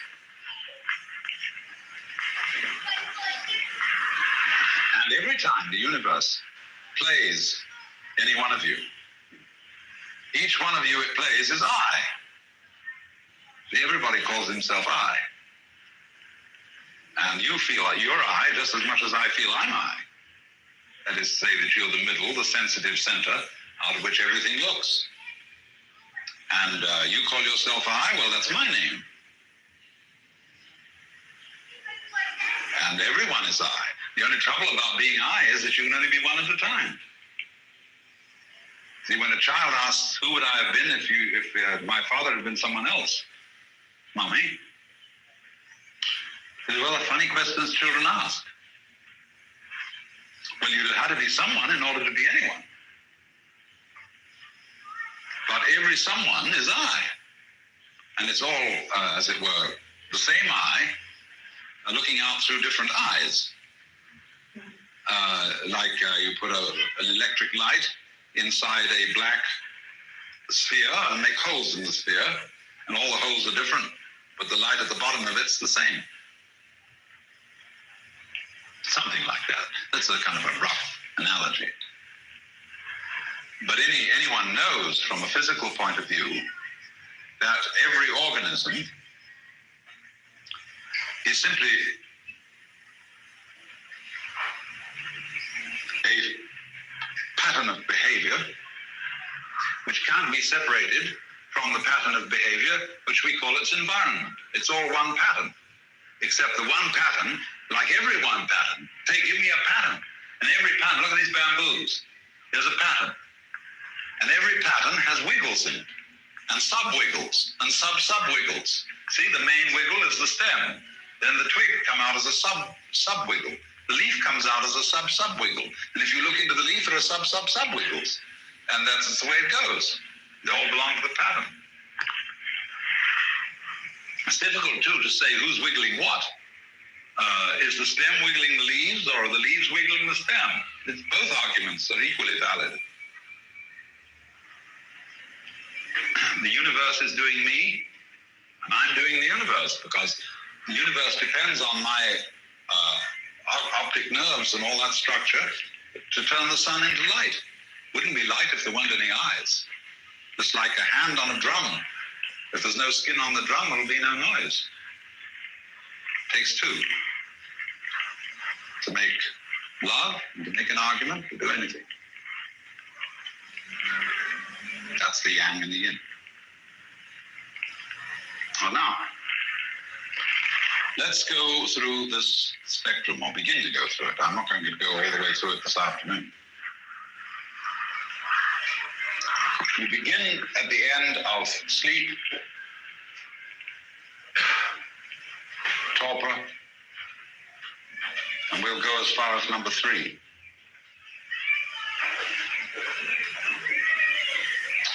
you know that sleep is a very mysterious subject? Scientific students of sleep are not yet at all sure what sleep is.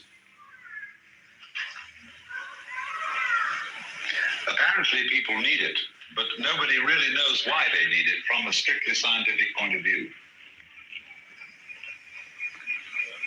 And we apparently need to dream in sleep also. People who are deprived of dreams get very, very restless and unhappy. But we're not quite sure why we need dreaming. I mean, we've got all sorts of theories, the Freudians and the Jungians and so on. They think they know why we need to dream. But it hasn't been really rigorously established scientifically why we do, or why we need to sleep. But from a naive point of view, you can say, of course I need to sleep. Because after I've had a whole day of business and friends and work and so on, it's too much. There's too much input. I want to digest it. And while I'm digesting it, I don't want any more input. I don't want any more information. So I want to be turned off. That's, one of those simple common sense things that everybody knows, but has not yet been fully explained. So sleep is this marvelous thing that we have, which is a forgettery process that is apparently essential to our psychic health every 12 hours or so. And if you don't get it, you start getting worried. As a matter of fact, insomnia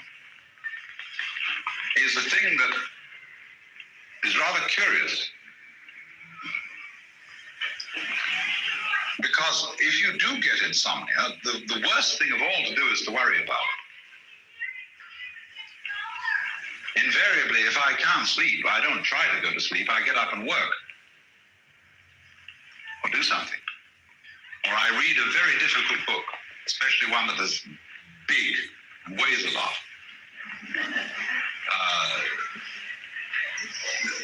This is a good way to go to sleep. But if you have insomnia, don't ever try to go to sleep. Nobody can try to go to sleep. Lots of mothers think they can get their children, and they say, darling, try to go to sleep. Didn't your mother say to you, try to go to sleep? But she wanted to get you out of the way. That was the only reason she said, try to go to sleep. Or she thought perhaps it was good for you, and that you ought really to get your sleep. Like telling some child that it's got to eat its spinach. And the child can start chewing and chewing and chewing on meat or spinach, which tastes of nothing, and it chews it into an absolute hard, stiff pulp. And there's just nothing to be done with it except spit it out.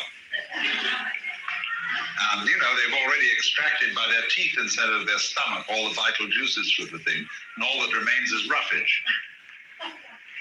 And you say to children, you must go to the bathroom after breakfast every day, regularly. You must be regular. Otherwise, you're constipated, and that's bad. This is a form of the double bind. You are required to do that which will be good only if it's done voluntarily. So try to go to sleep. It is impossible. Sleep has to happen because it's a spontaneous activity, and it can be helped, as we shall see when we come to consider torpor. But by and large, sleep is a spontaneous activity and is a way of turning yourself off to get away from the bombardment of awareness and forget, because forgetting renews.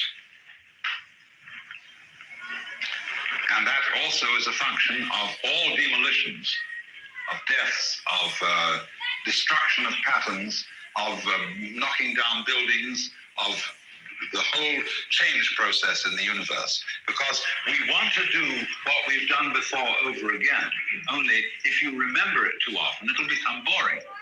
So if you forget, then you can do it again, and it'll be just as amazing as it was the first time.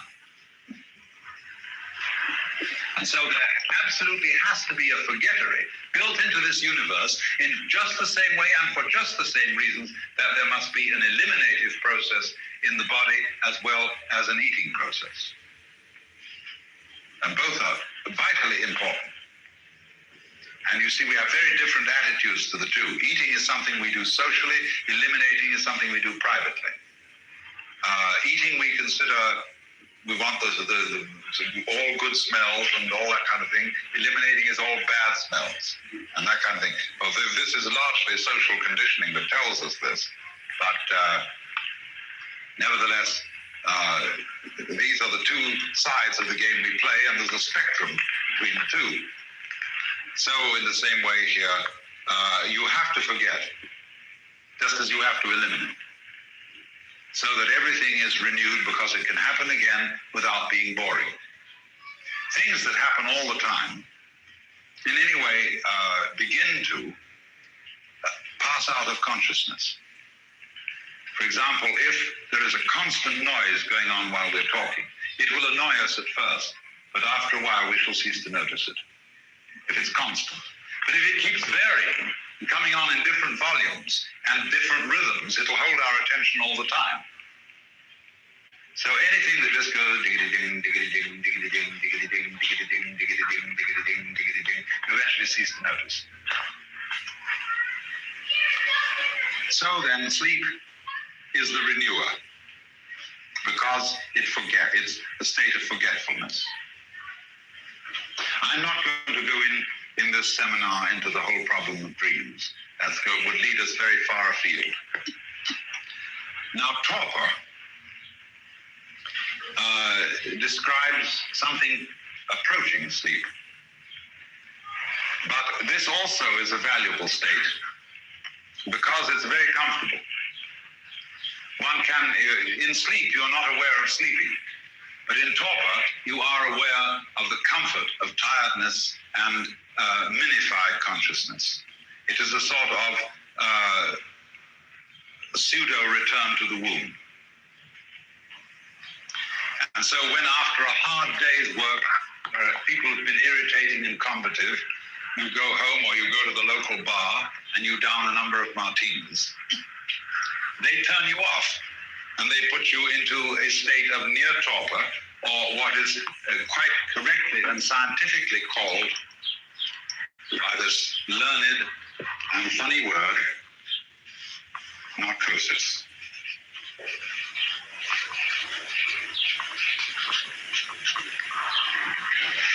Narcosis, Narcissus, is connected with narcosis.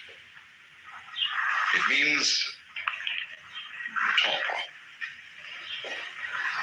reduced consciousness, reduced sensory input. And the reason why Narcissus is associated with narcosis is that Narcissus, when he saw his reflection in the water, didn't know it was himself.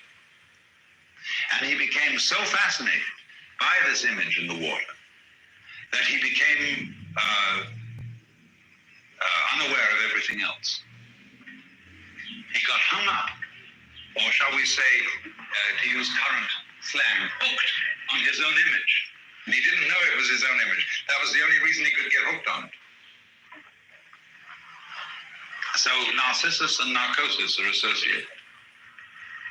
And so the permissive narcotic in our culture is alcohol. And other narcotics like opiates exist. But you must remember that you can only correctly use the word narcotic or something inducing the state of consciousness, which is torpor. Now you can do it by massage, by relaxation exercises, by hot tubs, many, many ways of inducing torpor. You're not in torpor, you're not truly relaxed, because you tend to lose muscular tonus, which you always retain in true relaxation. But you begin to go like a limp rag. Now there's a place for that in life. And it's good as a way of sleep induction for people who have insomnia and are so anxious that they don't allow themselves to be turned off. I would want to say, in general, a good word for sleep and torpor, because a lot of people are against them. Uspensky, who was Gurdjieff's a sort of St. Paul, and as much as a misinterpreter in a way too, always felt that his life was a war against sleep, that intense light consciousness should conquer darkness. Now that's a stupid idea. To be a human being, you have to love the light, but you also must trust yourself to the darkness. Be able to let yourself go in the faith that you will arrive back all in one piece. I have a friend who her name is Charlotte Selver, and she does a kind of work for which there is no name. She calls it sensory awareness. And one of her experiments is to get a person to lie on the ground. And simply she says to them, now, it's all right, the ground is going to hold you up. So just lie down, and there's nothing else you need to do, because the ground is firm and it will hold you there. Then she examines the person's body after a while and says, look, do you know what you're doing? You're trying to hold yourself together, as if your skin weren't strong enough to contain you.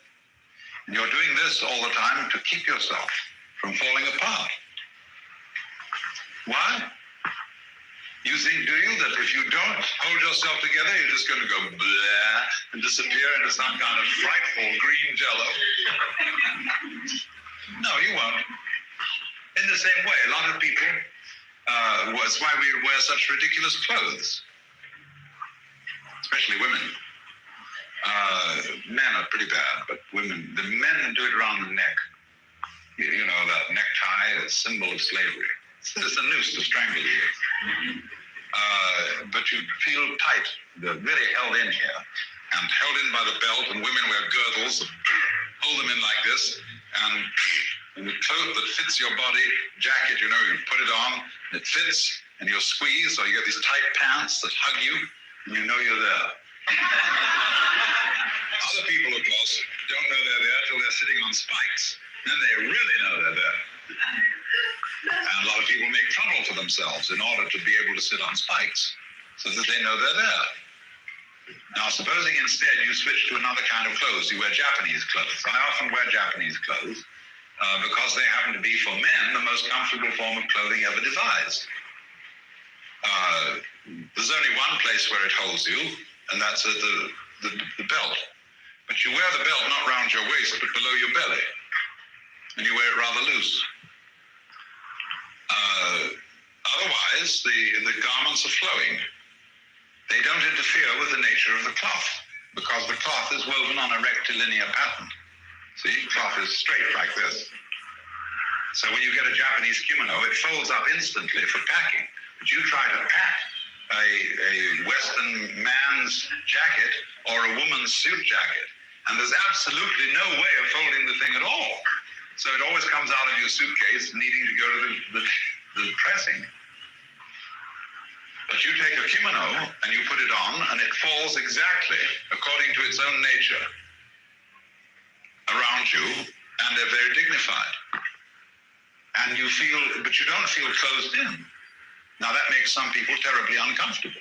If they don't feel pinched and pulled together, they don't feel dressed, and feel this as I'm going around with a bathrobe. And a lot of people can't wear a bathrobe beyond a certain hour of the day because they don't feel that they're respectable. I mean, you can perfectly well get up and put yourself into the most beautiful, any kind of gorgeous bathrobe you want to, and run around and do your work if you don't have to go to the office. Even if you had to go to the office, they ought to allow you to wear interesting robes. And furthermore, I once asked the Japanese why he didn't wear a kimono anymore. And he said, you can't run for a bus in a kimono. Well, it's perfectly true. Unless you hoist it up and tie it into the belt, you can't. And that's rather undignified. But the thing is that in this age that is now forthcoming, when we're going to cut down the working hours because of automation, people have got to learn to saunter and dawdle. Otherwise, they'll get into mischief. And so forms of clothing which are supremely comfortable, which require a kind of a sauntering attitude to life, are going to be very important for the future of civilization. This pitch for the kimono. Now, but this is all to do with letting yourself go into the earth, into the darkness, as it were, and trusting the world that lies below you as much as you might trust the world that lies above you. Drop. Fall freely in space. That's a marvelous sensation. It's like floating. That's why people do skydiving. Because just until they pull that parachute, they have the sensation of flying. Even though they're dropping very fast, they get the sensation. Total freedom. Whee! See? That's what everybody's looking for. So we get that in a way in sleep. The arms of Morpheus. And the idea of sleep as healing. Some psychiatrists are very keen on the idea of putting their patients by hypnosis and other methods into long, long periods of sleep where they feel completely secure and looked after, nothing to worry about. I have a favorite sleeping place. It's a house on top of the hills in Hollywood. There's a great eucalyptus tree, and underneath this there is a deck. And I like to get a sleeping bag and lie on my back underneath this eucalyptus tree and look up at the stars through the shadows of the leaves and just go. See, it is a marvelous feeling. Well, now we come now to the things of sleep, where I will say this one thing about dreaming and about torpor. We know the motto, in vino veritas. In wine, the truth comes out. Of course, it also has a subtle double-take meaning. All popular sayings have many levels of meaning. And it's a Christian saying, in vino veritas, belongs to the Western culture. It also means in the wine is the true blood of Christ, the Catholic Mass. And that refers to the fact that life requires death, the drinking of blood. But in the sense of in vino veritas, the person reveals himself, lets go of himself, lets his unconscious come out when he is drunk, or also in sleep when the dreams come up and show the inner side of things. You will see in that way that these two states can in a certain sense be creative. They let things come up which are normally put down. Because number 3 spectrum, the waking state of what we will call symbolic consciousness, is highly guarded. It is the most guarded of all these states.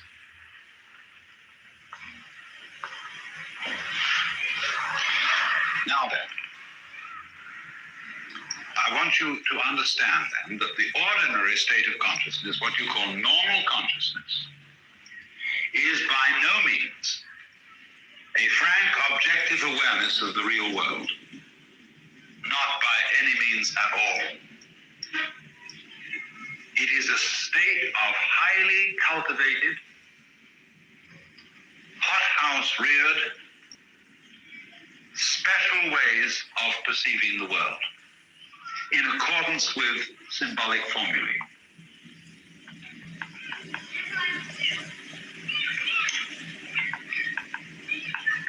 And it all depends on your orientation to the physical world as to what you see in it. You know the story of the tailor who went to see the Pope? They asked him, what was he like? He said he was a 41.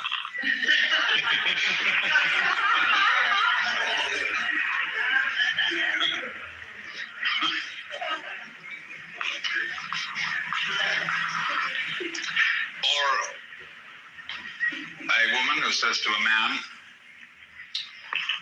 "You saw Mrs. So-and-so today?" "Yeah." "What was she wearing?" "She had no idea." "You didn't notice, but you saw. But you didn't pay attention because you weren't interested in what she had on, but what she had off." Or whatever it be. So we notice according to what we are programmed or conditioned to notice by our social conditioning, that is to say, our upbringing, our education, our professional needs, our survival needs. So do we notice what's happening. Now, supposing somebody from an entirely different planet came into this room and started looking at us, and he wasn't programmed to notice the things that we notice, he would ask the most amazing questions about what we're doing.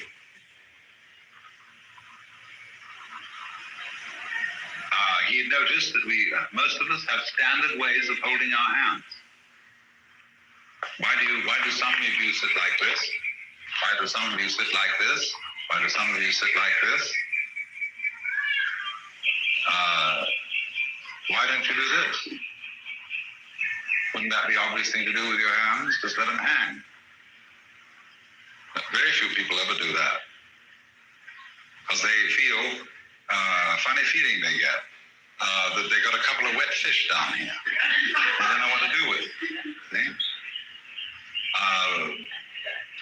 And then he noticed all sorts of funny things about us that we would never occur to us to think about. And he would notice, for example, you might say, well, what color is a human face?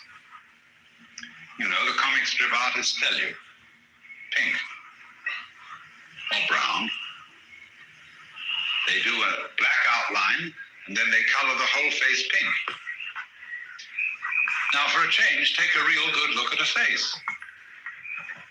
And you'll start seeing that it just doesn't have a particular color.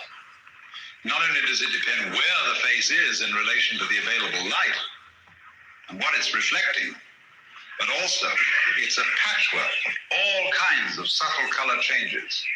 And it's full of funny hairs and spots and all sorts of things, which we're not supposed to see, especially on ladies. You know, men don't care so much if they have a hair somewhere, but girls carefully pluck hairs out with tweezers and make them disappear so as to get as smooth a texture as possible. The Japanese go so far as for a beauty to cover herself completely with a white paste so that she's got complete pancake makeup, dead white. And when a Japanese photographer takes a picture of you, you will never recognize yourself because he works out every wrinkle, every shadow, and presents you as a complete mask. Because it's inauspicious to have shadows.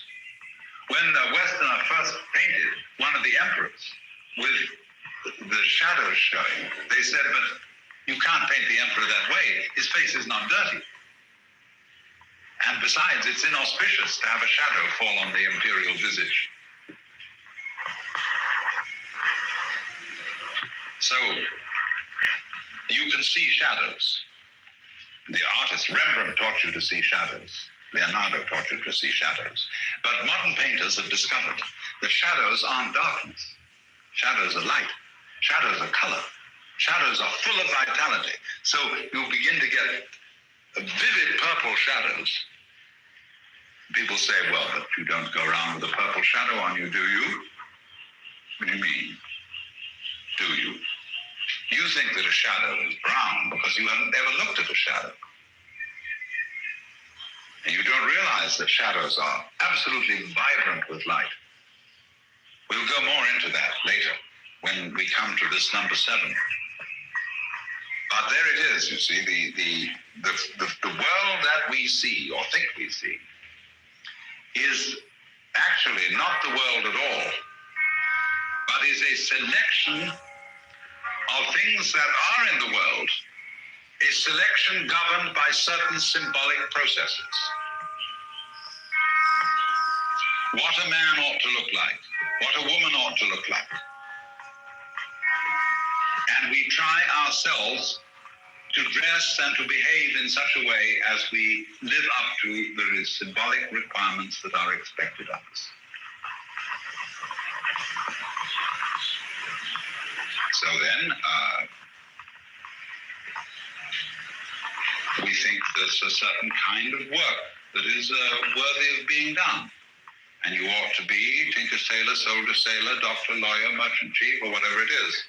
And you ought to fit into one of these roles. Of course, there are innumerable things one might do. Infinite. But we like to get classified. We want to know whether you're a Republican or whether you're a Democrat. Whether you belong to the left wing or to the right wing. Whether you are a Christian, a Jew, Baptist, Methodist, whether you're a Mohammedan or what you are, just so long as we can get you put into a compartment. That is to say, into a symbolic classification. Now, what is the reason for that? Well, this kind of consciousness here is based on a very peculiar specialization of the human brain, which we call, in everyday life, conscious attention. That is the capacity to focus or concentrate awareness upon what we call any one thing at a time.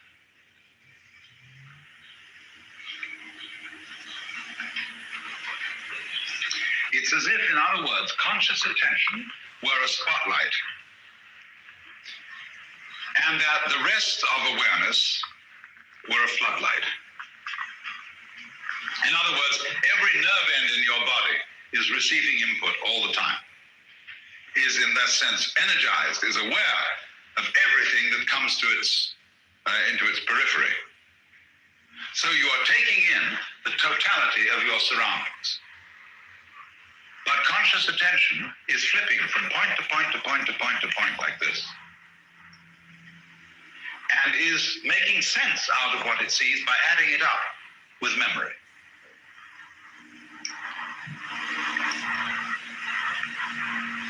It's an immense advantage from some points of view to be able to have this faculty, because it does the same sort of thing for the human organism that radar does for a ship. That is to say, the function of radar is to scan the surroundings of the ship and watch out for unexpected changes in the environment. And radar is a scanning process. In other words, it is a beam that goes out and bounces against things and feeds back the bounce to the screen.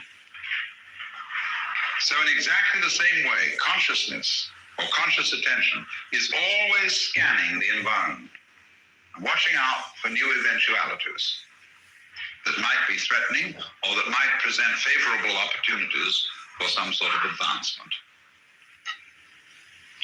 Now, conscious attention has to be programmed as to what to attend to, what is important to look out for, so that we say to baby, now when we're teaching it language, watch out for the cars on the street, watch out for that dog, watch out for this, watch out for that. This is programming the baby's radar. But we, as a human community, have put so much importance and so much psychic investment into our radar that we believe ourselves to be that. We identify the self with the radar and not with the rest. So that we get this sort of a situation When I say I say I do this, I walk, I talk, I think, I run, I hit. But other things, such as the beating of the heart, the breathing of the lungs, the functioning of the glands, the constellation of the shapes of the bones are all defined not as anything I do, but as something that happens to me. Just in the same way, when it rains, it happens to me. I don't rain, but I do walk. And so, in other words, what has happened here is that we have identified ourselves with the point of origination of conscious attention and with the point of voluntary control. That's me. Anything else happens to me.